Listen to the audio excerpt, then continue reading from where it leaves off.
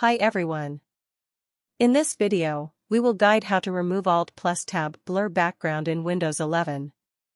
With Windows 11, you can switch between open applications and programs using the Alt plus Tab hotkey.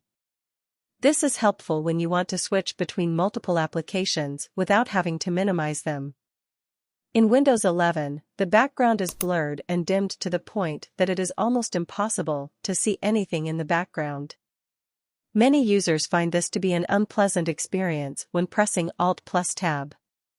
Win plus Tab can also be used to switch between apps on Windows 11.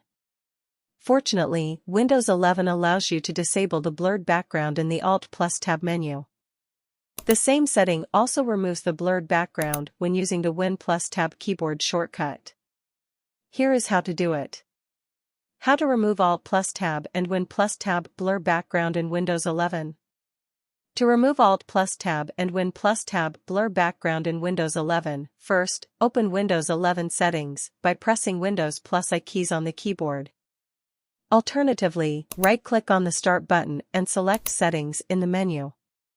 You can also open Windows 11 settings by clicking on the Start button and typing Settings, and clicking the Settings option in the search results.